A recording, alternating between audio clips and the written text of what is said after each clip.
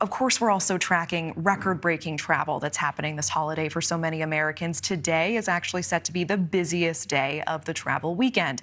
AAA is predicting that 4.2 million people will fly today through Tuesday, and that's a jump of more than 11% over last year.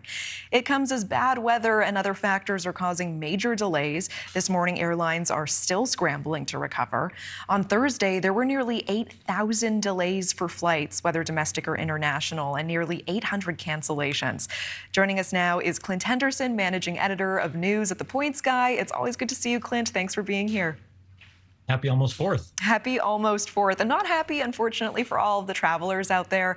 Is the worst of the nightmare over, or what should travelers be expecting today and this weekend?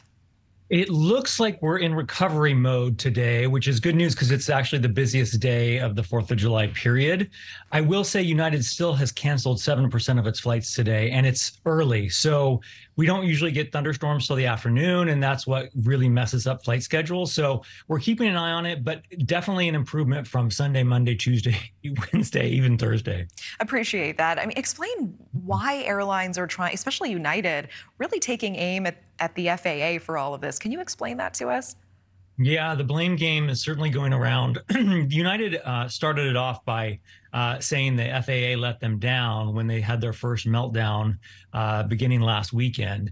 And then the FAA has since shot back and said, look, this is partly United management. And the unions have gotten involved and said also the United management's a little bit to blame for this too. So lots of blame to go around. It doesn't really matter. It's all about the impacted passengers. And that's what we're really pushing for at the Points Guy. We really think there needs to be more done for the passengers who are stuck sometimes at cots in airports, can't get a hotel, can't get a flight. There really needs to be more done for those folks. You know, and as you mentioned, today is set to be the busiest travel day of the weekend. So, Clint, when you're traveling and your flight is delayed or canceled, what is the first thing you do that maybe the rest of us don't think of?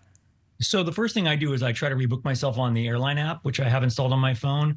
I'm also tracking the weather ahead of time. I use a website called Flight Radar 24 that I love. FlightAware is another good one. I make sure I'm monitoring what's going on with my incoming plane. So I would do that. I also have the international phone number for the airline I'm flying in case I can't get through to customer service. So as soon as I know that the flight's canceled, I get on the phone, I direct message them on social media, I run to the counter, and I call. So I do all the things that are use all the tools in my toolbox to try to get rebooked, because if I'm on a canceled flight, I'm competing with all those other folks who are trying to be booked. And on a day like today, there's no seats available. 100%. This is something I hadn't heard of before. So you call the international line rather than the domestic line. Will that get you through faster? Well, I tried domestic first, and if they're quoting me a 3-hour hold, did I say, okay, let me see if they have a call center in Australia, maybe they have a European call center. A lot of the airlines have operations overseas, and so sometimes they're not backed up at all, and you can get a hold of them right away. All you have to do is Google the international phone number or Australia call center for whatever airline you're flying. That is really smart. If you get on the plane but get stuck and delayed on the tarmac itself, does that still count as a delay? And what are airlines obligated to do to help you in that situation? Yeah, the good news, that is a delay. The airlines are required after 2 hours to give you some kind of beverage. So they can't just keep you sitting there on a hot plane without giving you refreshment of some kind. And after 3 hours, they have to go back to the gate and let you off. So there are rules in place.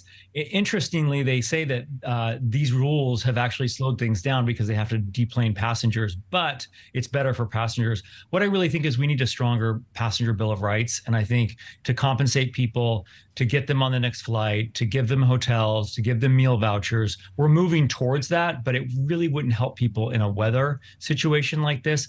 My problem is the airlines are blaming everything on weather. And at some point you have to say, okay, yeah, you've got to take responsibility here. I completely agree with that. And also 3 hours on a tarmac, one little cup of like cran apple, whatever, is not going to cut it, Clint. It's not going to cut it. Let me ask you, previously airlines blamed staffing shortages as well. Is that something that is still in play, that they are still experiencing? Has that situation eased up at all?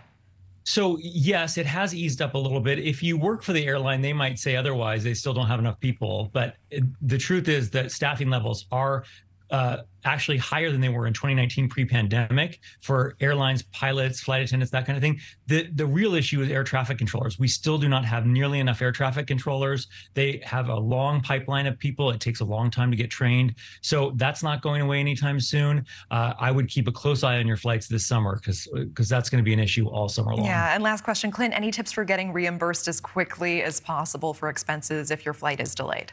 So first of all, document everything you're spending, right? And then you want to make sure you're contacting the airline directly to ask for compensation. The other thing is if you book your travel with a credit card that offers trip protection and delay cancellation insurance, they can hook you up sometimes and reimburse you for those expenses. But keep those receipts. Keep the receipts. Clint Henderson, always good to see you. Thank you. Thank you for watching. Go to newsnationnow.com to find NewsNation on your television provider. And don't forget to click the red subscribe button below to get more of NewsNation's fact-driven, unbiased coverage.